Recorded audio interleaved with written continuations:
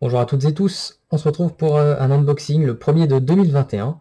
Pas du tout annoncé, pas du tout attendu non plus, j'ai fait ça un petit peu comme souvent par impulsion. Ceux qui me suivent savent que j'ai plus grand chose à me mettre sous la dent et pourtant j'arrive encore à trouver des choses à prendre.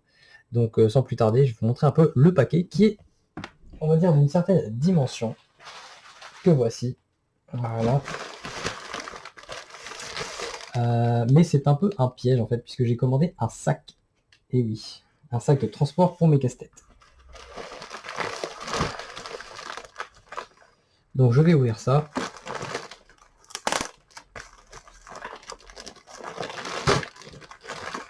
On va essayer en tout cas.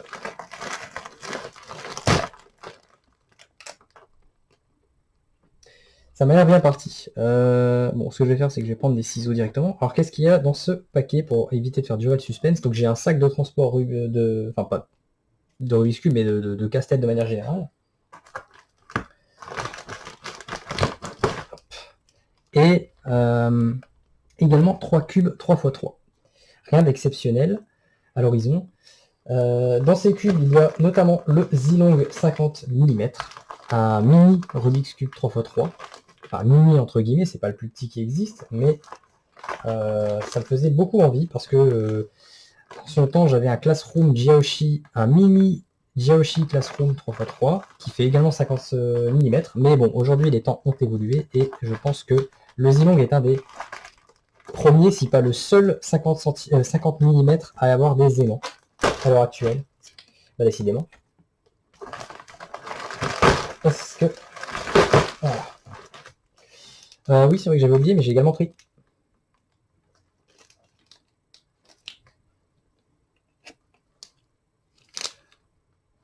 Je me rappelle pas avoir pris cette taille-là. Je pense que je me suis trompé dans la commande. Mais bon, voilà, ça c'est du Galaxy. Donc le Lube Galaxy. Qui est très bien en fait, hein, le Galaxy. Donc je voyais qu'il partait tellement vite que j'ai décidé d'en reprendre. Alors ensuite, donc le fameux Mini 3x3 qui sera donc le Zilong. J'ai très hâte de voir ça. C'était en fait le Jiaoshi Mini que j'avais à l'époque, c'était le cube que je prenais tout le temps dans une petite sacoche de transport quand j'allais quand j'allais en ville en fait. Donc quand j'étais dans les transports, tout ça, c'était facile à mettre sur soi, pas besoin de grandes poches, pas besoin de grands sacs. Donc c'est assez pratique. Il est lourd celui-là. Ensuite, un cube dont on entend énormément parler et qui commence un peu à me casser les oreilles, c'est le RS3M 2020. Il faut savoir que moi j'ai le MF3 RS3M de base, qui est très bien, donc il est sur mon bureau, donc c'est que je suis assez conquis. Mais donc on va voir ce que vaut celui-ci, parce que je vous avoue qu'entre les forums et les réseaux sociaux, il n'y a absolument plus de place pour un autre cube apparemment. Tout le monde se l'arrache, tout le monde le conseille, donc je vais voir ce qu'il en est. Son atout principal, paraît-il, c'est qu'il a ce qu'on appelle des features, des features de cubes flagship. Donc les cubes flagship, pardon, ce sont des cubes vitrines de certaines marques. Donc apparemment pour un petit budget, il propose des choses assez étonnantes. Et enfin, je me rappelle même plus ce que c'est. Ah oui, le Dayan V4, le Guong V4, voilà. Ça c'est surtout l'aspect nostalgie, hein, comme quand j'ai pris le V3, parce que je suis très redevable de la marque Dayan. Et enfin, le fameux sac Moyu. Je pense qu'on a fait le tour. Il n'y a plus rien. Donc sans plus tarder, je vais évacuer le sac.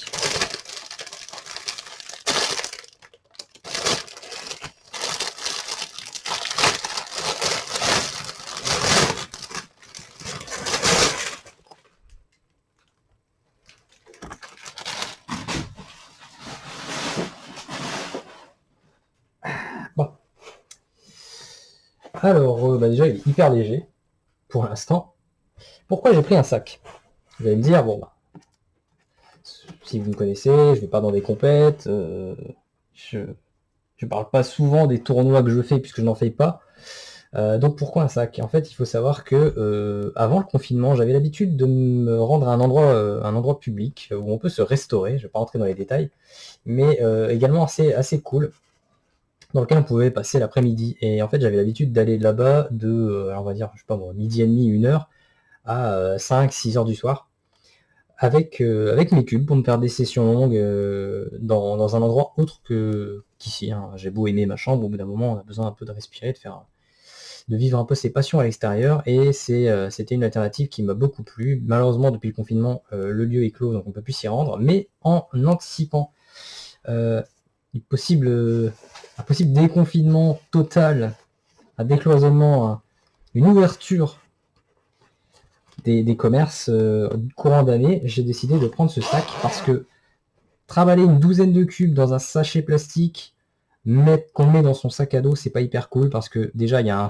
il y a des chocs qui se créent entre les cubes, un transfert de lubrifiant entre cubes, vous entendez vos cubes qui se balancent et qui se déplacent dans votre sac, c'est pas hyper agréable.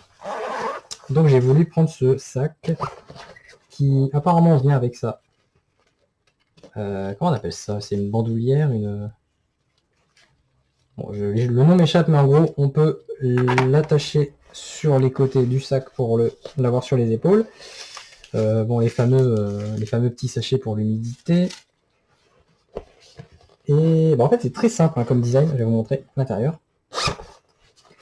Voilà. C'est une petite pochette ici enfilée pour mettre, je sais pas moi, des lubrifiants, des outils. Et là, normalement, on a la place pour mettre un paquet de cubes. J'ai pas compté, on va tester. Parce que sur internet, c'est difficile de se faire une idée, puisque personne vraiment ne... Bon, si on pousse un petit peu, je pense qu'on peut en faire rentrer 4 en largeur.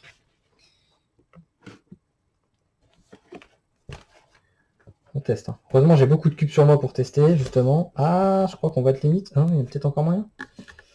Un 3x3, ça passe? Ouais, ça va être un peu serré si je fais ça, mais je pense que si j'en retire un... 1, 2, 3, 4... 1, 2, 3, 4, 5... 4 x 5. Ça me paraît un peu énorme de pouvoir foutre 20 cubes dans le sac. Mais si j'arrive à en mettre 15, je serais déjà très heureux et ça a l'air d'être bien parti. J'ai l'impression que la contenance est assez vénère. Parce que oui, je suis anti-main. Je fais partie de cette mouvance de gens qui ne savent pas ou qui ne veulent pas avoir un main en particulier. Donc j'ai mes 15 cubes en permanence. Ça a l'air prometteur tout ça. J'ai hâte de voir un petit peu, même une petite poignée de base, hein, comme ça, si on veut se trimballer le truc. Et puis ça passe un peu partout. Je veux dire, les gens ils connaissent pas Moyu dans la rue, on s'en fout. Donc c'est un sac qui est assez banal entre guillemets, à l'effigie de Moyu malgré tout. Donc j'ai hâte de le tester. Hein. J'espère juste que j'aurai un endroit encore un jour où emmener mes cubes. Tout simplement. Voilà donc pour le sac. Alors ensuite on va déballer quoi? On va déballer le mini. Allez, le mini Zilong. C'est un Ige. Donc un cube Ige. Ça va être chiant. On va donc faire ça. Vraiment, le lubrifiant, je comprends vraiment pas pourquoi j'ai eu cette quantité là en fait. Je comprends pas. Je m'ai trompé. J'ai pris un 10 cc. J'aurais juré avoir pris un 5. C'est la première fois que je prends cette quantité. Ou alors c'est une erreur, faudrait que je vérifie sur le site. C'est peut-être une erreur de leur part et ils m'ont filé une plus grande quantité. Hop.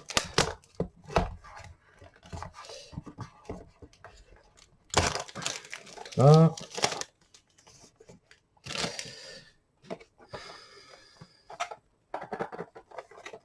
Je sais pas s'il y a beaucoup d'accessoires.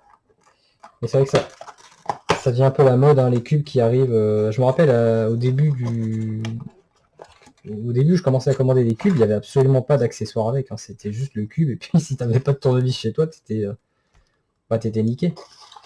Et maintenant, je vois qu'ils en mettent vraiment systématiquement. Plastique, donc déchets, ça c'est recyclable, on verra après. Voilà. Donc la petite boîte, qu'est-ce qu'on a dans la petite boîte? Un tournevis, des conneries comme ça. Qu'est-ce que c'est? C'est quoi? C'est pour retirer les autocollants peut-être? Pourquoi il y en a trop? Ah non, je suis con. Ok, je viens de comprendre. C'est un stand pour le Rubik's Cube. En fait, il y en a 3. On les clips en triangle. J'étais en train de me dire, c'est sert à quoi ce machin? Ok, donc il y a un stand. Bah attendez, on va tout ouvrir. Ça c'est cool par contre, l'idée du stand à monter soi-même. Ça prend moins de place dans la boîte. Donc du coup, la boîte est moins grande, c'est bien. Ok, alors ça c'est stylé aussi. Quelques petits aimants, vraiment des tout petits, hein, je veux dire, à l'échelle du cube. Un tournevis qui est assez sympa. Je le trouve relativement génial par rapport à ce qu'on a d'habitude. C'est rigolo, on dirait les tournevis qu'on trouve dans les plans de travail pour jouer, là, les trucs de bricolage pour les petits. Bon, ici, comme d'hab, la notice. Et donc, on va passer au cube. C'est léger, hein. C'est très léger. Donc moi, j'attends pas des merveilles de ce cube. Hein. Ce sera pas un main, ce sera pas un cube révolutionnaire, je pense. Je vais pas parler à tort. J'en attends juste qu'il soit bon. Pour la taille qu'il fait. Il est très léger. Attendez, faut que je vois si j'ai pas mon Diaoshi sous la main. Pour comparer. Ah, le là, mon mini classroom Diaoshi. Ça a l'air d'être la même taille. Donc ça, c'était mon Diaoshi. Qui est toujours très, très smooth en fait. Hein. Très rapide aussi, mais bon voilà. On sent que les aimants sont passés par là, dans le sens où je suis moins à l'aise que j'ai pu l'être à l'époque du fait qu'on a découvert les aimants. Et donc dans celui-là, normalement, on en a. Oula, il est sec. Je sais pas si ça s'entend, mais ça frotte. Mais en tout cas, il est surprenamment léger. Plus léger que mon Diaoshi, je dirais. Alors qu'il a des aimants. Les aimants ont l'air d'être... j'arrive pas à savoir. En tout cas, c'est collé. Les aimants ne sont pas en train de se balader. Il n'y a pas de lubrifiant, a priori, au déballage. Par contre, il y a des marques, il y a des traces partout. Ça, je sais pas si c'est de la poussière ou... Je vais peut-être donner un coup dessus parce qu'il n'est pas très très propre. Alors maintenant, le turning. Ouais. C'est trop bizarre d'avoir un cube aimanté, c'est petit.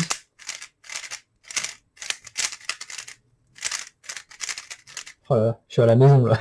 En fait, il faut savoir, mon Diaoshi, je m'en sers vraiment plus depuis longtemps.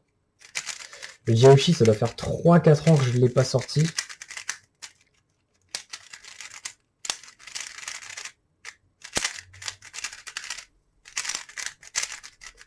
Ouais. Franchement, ça promet. Ça promet. Alors comment on gère du coup? C'est juste des vis de base, j'imagine. Ouais. Là, il est un peu tight pour moi. Je vais le desserrer un petit peu, même si ces dernières années, j'ai tendance plutôt à serrer mes cubes. Mais là, pour le coup, faut bien avouer que c'est pas hyper loose. Hein.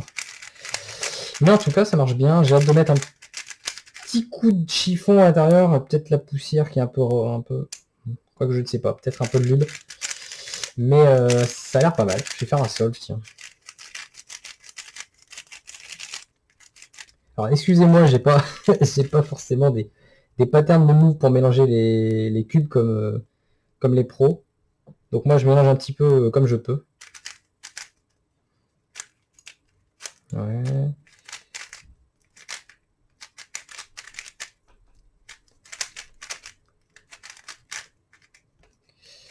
C'est fou ce que les aimants sur un format pareil, ça aide, hein, parce que je pense que sur le Diaoshi, je me serais peut-être déjà croûté quelques fois.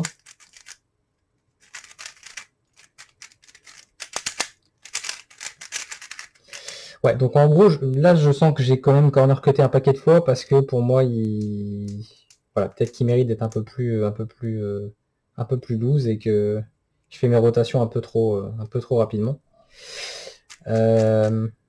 Mais ça m'a l'air très très bien. En vrai, ça m'a l'air très bien. Si j'arrive à supprimer ce bruit, à l'écarter et si besoin mettre du lubrifiant, enfin du lubrifiant pour autre chose que le bruit, ça pourrait bien donner. Alors par contre, je constate qu'il y a des restes de lubrifiant, il y en a, mais vraiment très peu. Et j'apprécie beaucoup parce que moi je supporte pas d'ouvrir un cube avec d'unboxer un cube qui a baigné dans l'huile ou dans le beurre. Là, c'est cool parce qu'il est utilisable vraiment l'unboxing. Ils ont eu, je dirais, peu de lubrifiant. Vraiment de quoi le faire tourner, quoi. Mais ça s'annonce bien. Donc le Zilong, le Ish Zilong, franchement, j'ai hâte de tester ça et de bien le setup et tout ça. Pour pouvoir le trimballer dans ma petite sacoche de voyage.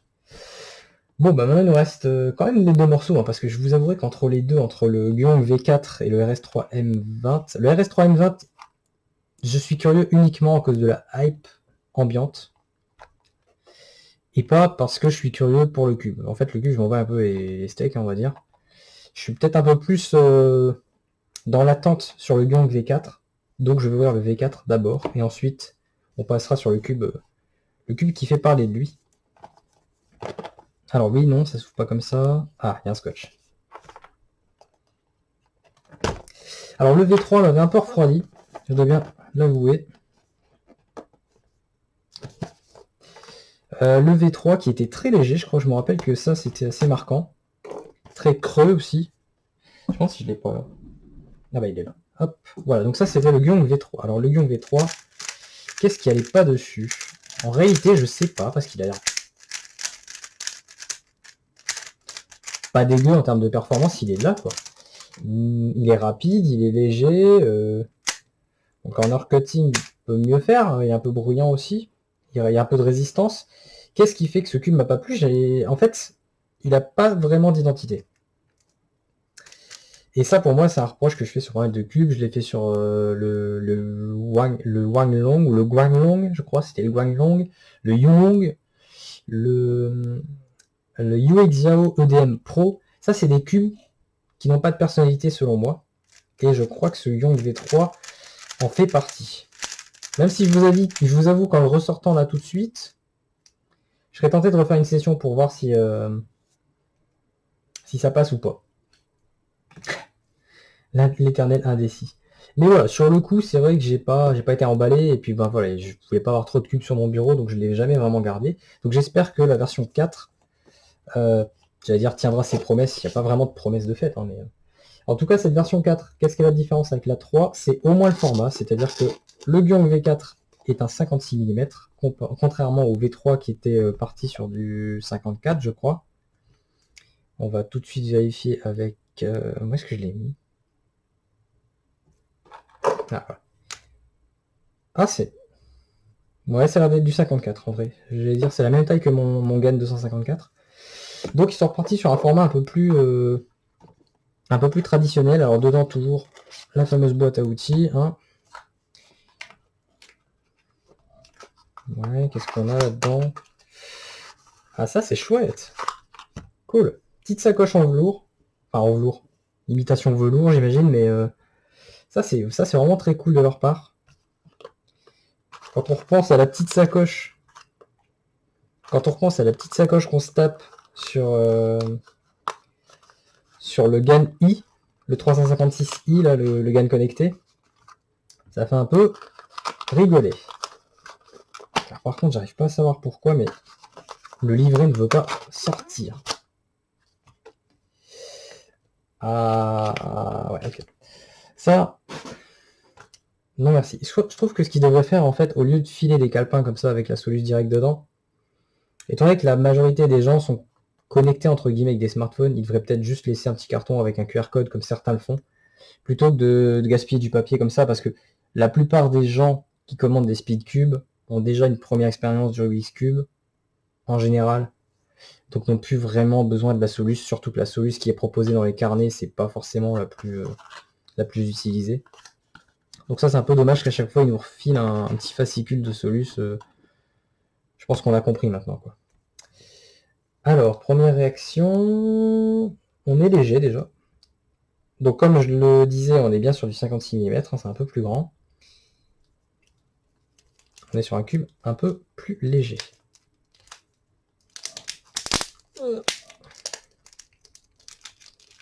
Allez.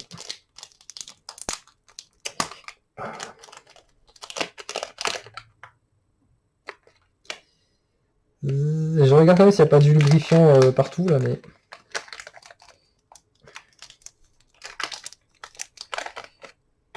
Oh, désolé, mais... Là.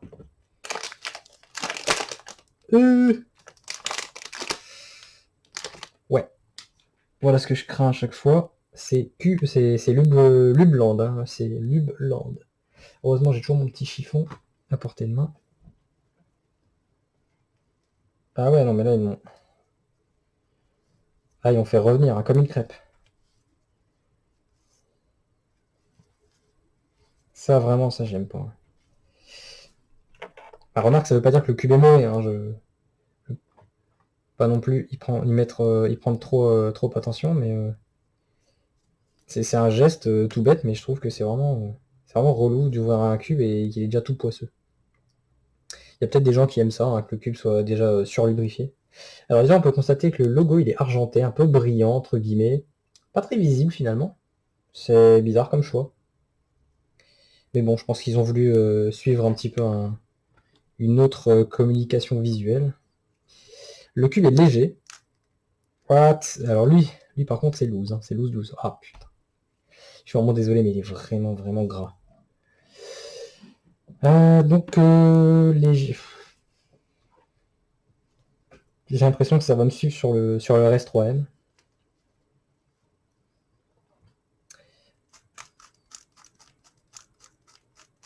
Alors là, au premier turning, j'ai l'impression d'avoir un V3 plus grand. Ce qui n'est pas hyper bon signe. J'ai à peu près l'impression que ça va être la même chose.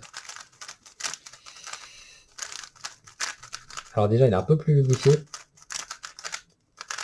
Alors malgré qu'il ait l'air bien loose, je sais pas pourquoi, mais il a l'air serré. Alors est-ce que c'est le fait qu'il y a 1 milliard de litres de lube dedans qui fait qu'il est ralenti?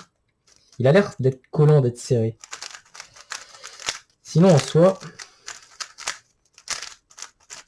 Oh, ça va être dur de se faire un avis. Hein. Ça va être dur de se faire un avis parce que là, ils l'ont vraiment massacré.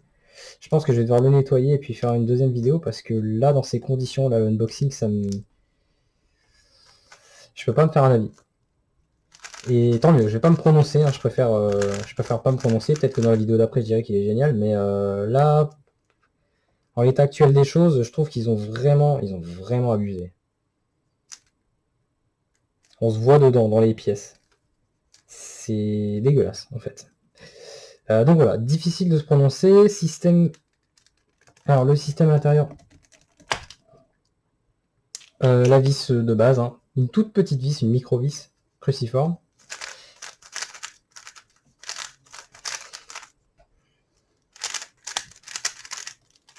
Je me demande si le V3 était comme ça en sortant de la boîte. Faudrait que je revoie ma vidéo, mais...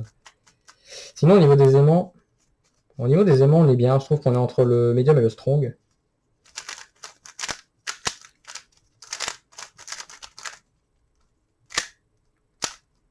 Ah ouais.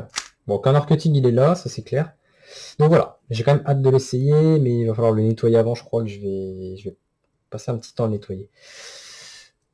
C'est vraiment dommage hein, de devoir unboxer des cubes et de se retrouver dans ces situations. C'est pas cool. D'autant qu'il y a des gestes qui sont cool. Genre voilà, elle ajoute ce petit sac avec sa petite qualité quand même. Il y a des choix qu'on s'explique pas hein, parfois. Donc on va passer au RS3M 2020, qui donc fait parler de lui. On va voir si c'est à tort ou à raison. J'ai peur que c'est un cube qui soit un peu trop mis en avant à cause de ses features et pas forcément en ayant une qualité incomparable. Ce que j'entends par là, c'est que je me demande si les cubes qui sont déjà sur le marché sont pas équivalents en termes de qualité et de performance et que ce cube tire son épingle du jeu juste parce que il a peut-être un système ou l'autre en plus. Alors on a le stand comme d'habitude, on a une boîte à outils. Qu'est-ce qu'on a là-dedans des aimants?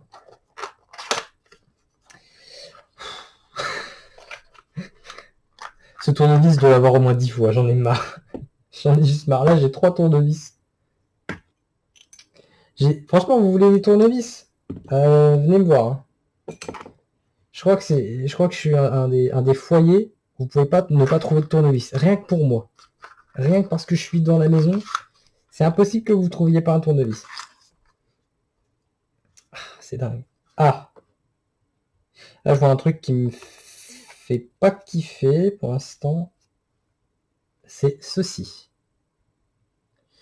Alors, pourquoi je ne savais pas kiffer? Parce que comme vous le savez, je suis un grand amateur de setup. C'est de l'ironie. Hein. Je déteste passer des heures à setup un cube.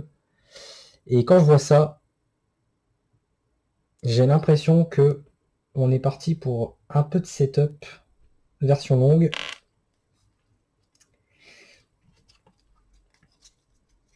Alors c'est pas fondamentalement que j'aime pas de pouvoir setup un cube à la perfection, mais c'est juste que bon bah, quand j'ai ça, je sais déjà que je vais perdre un temps infini.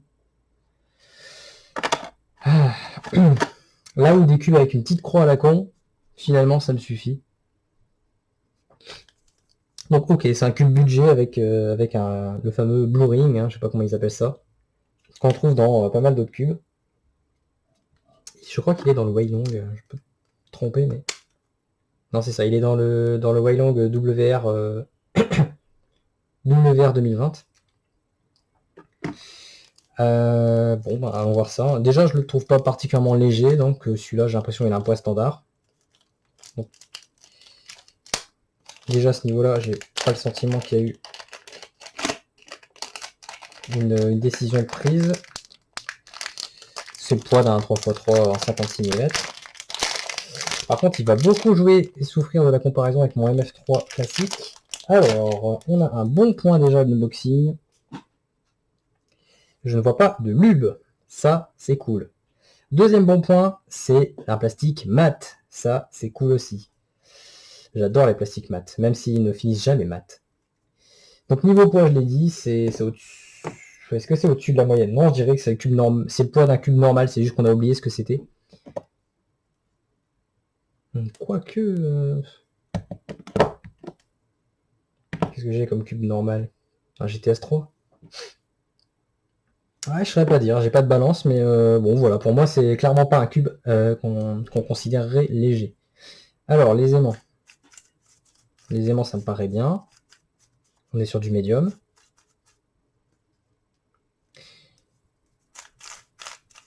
Bon, le bruit qu'il fait me gêne pas particulièrement. Le bruit, c'est une question de plastique aussi. Hein. Je veux dire, le fait que le GTS, le Lion V3... Non, c'était pas celui-là, c'était lequel? C'était le Zilong, je dis de la merde.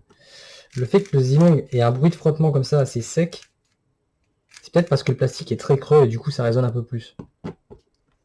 Là, on a un plastique un peu plus dense, j'ai l'impression. Ça ressemble beaucoup au Monster Go, en fait. Il est où? Ah, il est là. Ça ressemble un peu au plastique du Monster Go. Ça, c'est bien. Non, on est pas mal. En tout cas, il a l'air d'avoir sa petite identité. Et on va faire les premiers turns.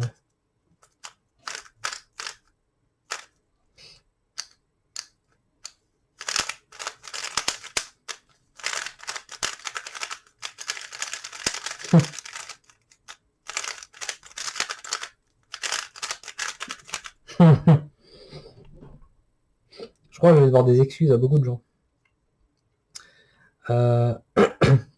C'est très bien. C'est honnêtement très très bien. Out of the box. J'ai envie de dire ready to use. Il sera peut-être un chouïa trop rapide pour certaines personnes. Il y a peut-être des gens qui vont trouver les aimants un peu faibles. Moi, je trouve que c'est bien équilibré.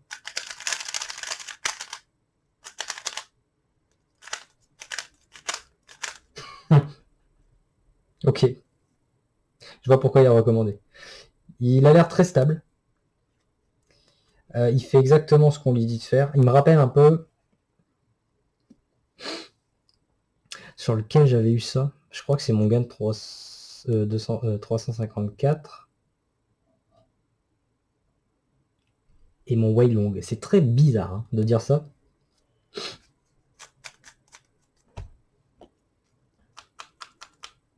Mon Weilong, ça a toujours été un de mes cubes les plus stables. Il fait vraiment ce que tu veux. Les autres aussi, mais bon, voilà, je veux dire, il y a un sentiment qui s'explique pas. Ici, on est vraiment sur un mix entre un GAN 354 et un Weilong. Prenez pas ça pour argent comptant, c'est vraiment mon sentiment là-dessus. En tout cas, enfin, je veux dire, tu pourrais très bien m'envoyer un tournoi, me filer la boîte, je l'unbox et on pourrait me dire, vas-y, fais tes temps. Il est vraiment prêt à l'usage là tout de suite, j'ai l'impression. Je vais peut-être quand même mettre du loot du style, justement, peut-être du Galaxy ou du Nebula pour le ralentir un chouïa. Vraiment un chouïa. Et ça m'arrangerait parce qu'entre vous, enfin entre nous et vous, j'ai pas vraiment envie, comme je viens de le dire, de le setup pendant 1000 ans.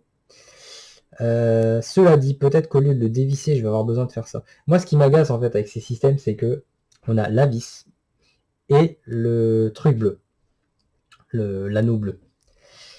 Et je me bats tout le temps pour savoir un petit peu qu'est-ce qui a de l'effet sur quoi. Alors je pourrais très bien regarder sur internet, j'aurai la réponse. Et je crois que je le fais quand j'ai un cube comme ça. Mais c'est juste le simple fait de me dire que je vais devoir le faire, qui m'agace un peu. Moi j'ai TS3. Et généralement quand j'ai un cube avec ce genre de setup, je n'y touche plus de ma vie une fois qu'il est setup. Parce que j'ai horreur de ça. Je suis en train de regarder mes cubes où je l'ai... Ah. Ouais, ça c'est encore différent, le MGC Elite. Pas sur le GAN, pas sur le Meilong. Bon, maintenant on va comparer le MF3 classique et le MF3 2020. Déjà au niveau des teintes, on a une différence, c'est que le MF3 classique est beaucoup plus clair, plus fluorescent, on va dire. Sur le vert en tout cas. Sur le rouge, c'est plutôt le 2020 qui est un peu plus vif. Et sur le jaune, il faut avouer que le jaune du classique, comment vous le montrer? Voilà, c'est celui-là. Il est un petit peu jaune poussière. Hein. Je sais pas si ça se verra. Ça se verra peut-être pas, mais moi d'ici. Alors c'est peut-être parce qu'il est vieux. Peut-être pour ça. Bon.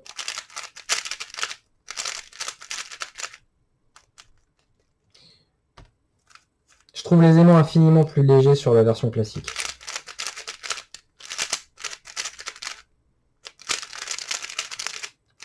Mais enfin, il est si loose. Pourquoi je l'ai mis si loose?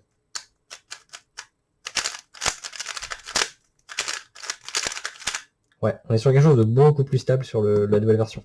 Donc la nouvelle version a l'air d'être plus stable, pas forcément plus rapide. Le plastique, bah ça joue, hein. Moi j'adore les plastiques mat. Donc ouais, je suis assez saucé et je vais le setup. Hein. Je vais prendre mon mal en patience pour le setup.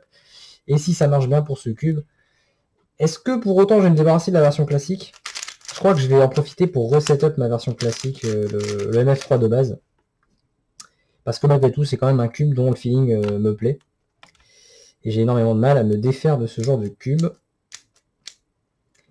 Voilà. Alors le MGC Elite. Je suis en train de tester mes cubes, de les comparer, mais... Oh, pardon. Ouais, bon, bah là du coup, ce qui m'embête, c'est un peu ce Gyong V4 qu'il va falloir que je nettoie, que je resetup derrière. Le Zilong que je setup aussi, mais qui a l'air d'être vraiment très prometteur pour un mini. Et bah, ce MF3 RS3M qui est quand même une surprise. J'avoue que je m'attendais pas à ça. Donc voilà. Je vais peut-être un peu me taire la prochaine fois plutôt que de dire aux gens ouais mais si ça se trouve c'est juste un cube comme d'hab machin, bon voilà, sans personnalité. Non, il y a un truc. Maintenant il n'est pas exclu qu'à long terme il perd un peu de ses qualités. Mais ouais, pour un cube budget, effectivement, je comprends mieux. Maintenant, il y a quand même un argument qui peut être en sa défaveur, c'est qu'il n'est pas light comme beaucoup de cubes essaient de l'être maintenant. Mais j'ai vraiment l'impression que ça va pas me gêner pour autant pour faire mes sessions. J'ai très hâte de m'y mettre en tout cas sur chacun de ces cubes. Voilà, donc ma vidéo est déjà un peu trop longue, j'ai beaucoup parlé. Donc le sac à tester, mais j'ai l'impression qu'on peut mettre, de ce que j'ai vu, une vingtaine de cubes. On va tabler sur une quinzaine. Et donc de ces 3 cubes-là, j'ai l'impression que au moins 2 sont safe, hein, c'est-à-dire le Zilong et le MF3, le RS3M 2020. Le je vais y arriver. Le Daehangyong V4, ça reste à voir. Et suite à ça, bah, certainement peut-être regarder un petit peu, faire un retour sur tous mes autres cubes. Alors, en parlant de ça, c'est vrai que j'avais dit à un moment que j'allais peut-être faire une vidéo rétrospective. La motivation est dure à trouver en ce moment, entre le travail et le peu de temps libre que j'ai. Mais je vais essayer de trouver quelque chose. Je voulais savoir si ça intéresserait des gens, bah, effectivement, que je fasse peut-être une petite rétrospective sur, peut-être pas les cubes de cette année, mais les cubes que j'ai de manière générale sur mon bureau. Pour un peu, voilà, si vous voulez si vous vous posez la question, vous dire, mais quels sont les 15 cubes qu'il utilise et pourquoi est-ce qu'il les garde après tout ce temps, et voilà, qu'est-ce qui fait que ça l'intéresse. Je peux faire une vidéo pour en discuter. Je me demande également si les gens veulent une vidéo de tuto sur ma méthode débutante. Alors je dis ma méthode débutante, je suppose que c'est la plus simple qui existe. Franchement, je peux pas proposer plus simple en 4 ou 5 formules, hein, honnêtement. Donc si ça intéresse des gens, n'hésitez pas. N'hésitez pas à me le dire, tout simplement, pour voir si ça vaut le coup, de mon côté, de faire peut-être une vidéo un peu pédagogique. Voilà. Bon, en tout cas, je vous remercie d'avoir suivi cette vidéo, cette première vidéo de 2021. J'espère qu'on va continuer comme ça. J'espère aussi que je vais encore avoir des cubes à commander. A priori, puisque j'arrive à en commander quand j'ai plus rien d'intéressant à me mettre sous la dent, je suis quand même surpris, je suis quand même intéressé. Donc je pense que c'est pas quelque chose qui va me quitter de sitôt. Et je pense que un de mes prochains achats que je n'unboxerai pas sera une énorme caisse de casse-tête. Enfin, pour casse-tête. Parce que là, je vous avouerai que j'ai plus de place du tout. Je sais pas où les mettre. Donc, il va falloir que je m'achète des meubles ou des caisses avec des couvercles. D'énormes caisses. Voilà. Bon, bah sur ce, soyez prudents, prenez soin de vous, hein, comme d'habitude. On est presque au bout du tunnel, hein, cette année. Donc, il faut vraiment capitaliser là-dessus si on veut ressortir normalement et si on veut revivre normalement. Et bah, comme d'habitude, amusez-vous avec vos cubes et n'hésitez pas à me laisser des impressions, des commentaires, des retours sur la vidéo, sur les cubes, sur vos expériences. Voilà, je suis tout à fait ouvert à la discussion, il n'y a pas de problème. Voilà, je vous dis à la prochaine fois. Je ne sais pas pourquoi exactement, mais à la prochaine. Voilà. Allez, salut tout le monde.